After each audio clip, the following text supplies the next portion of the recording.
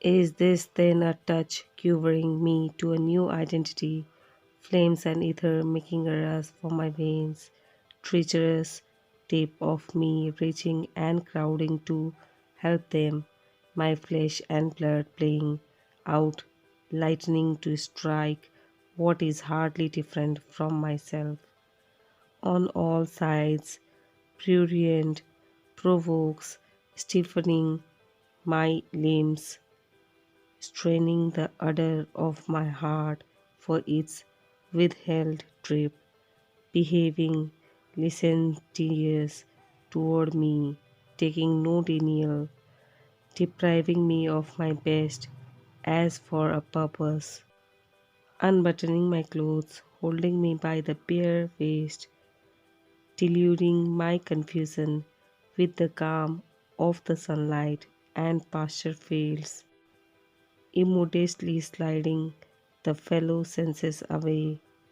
They bribed to swap off with touch and go and graze at the edges of me. No consideration, no regard for my training, strength, or my anger. Fetching the rest of the herd around to enjoy them a while, then all uniting to stand on a headland and worry me. The centuries desert every other part of me. They have left me helpless to a red marauder. They all come to the headland to witness and assist against me. I am given up by traitors. I talk wildly. I have lost my wits.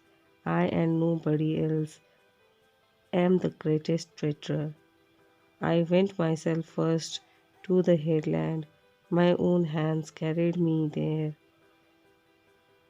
You villain touch, what are you doing? My breath is tied in its throat. Unclench your floodgates. You are too much for me. Blind, loving, wrestling touch, see through it, sharp tooth touch. Did it make you ache so, leaving me? Parting tracked by arriving, perpetual payment of perpetual loan, rich showering rain, and recompense richer afterward. Sprouts take and accumulate, stand by the curb, prolific and vital. Landscapes projected masculine, full sized, and golden. All truths wait in all things. They neither hasten their own delivery nor resist it. They do not need the obstetric forceps of the surgeon. The insignificant is as big to me as any. What is less or more than a touch? Logic and sermons never convince. The damp of the night drives deeper into my soul. Only what proves itself to every man and woman is so. Only what nobody denies is so. A minute and a drop of me settle my brains. I believe the soggy clothes shall become lovers and lamps, and a compend of compends is the mate of a man or woman, and a summit and flower there is the feeling they have for each other, and they are to branch boundlessly out of that. Listen until it becomes omnific, and until one and all shall delight us, and we them.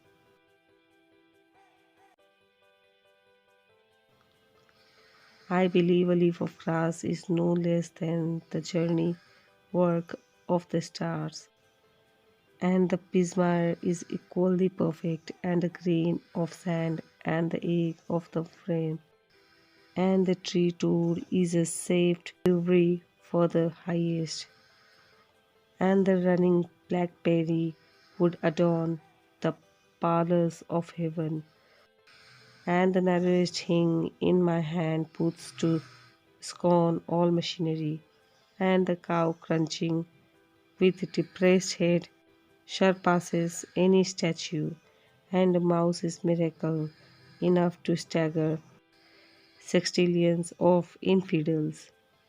I find I incorporate knees, cool, long threaded, moss, fruits, grains, esculent roots, and am stocked with quadrupeds and birds all over, and have distanced what is behind me for good reasons, but call anything back again when I desire it.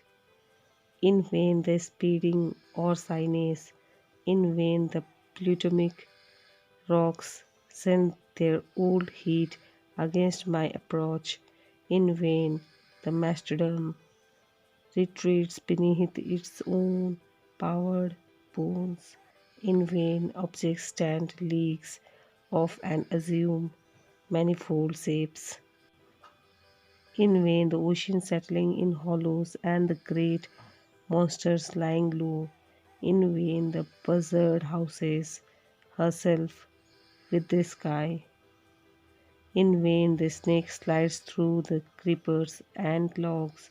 In vain the elk tugs to the inner passes of the woods. In vain the razor-billed ox sails far north to Labrador. I follow quickly. I ascend to the nest in the fissure of the cliff. I think I could turn and live with animals. They are so placid and self contained. I stand and look at them long and long. They do not sweat and whine about their condition. They do not lie awake in the dark and weep for their sins.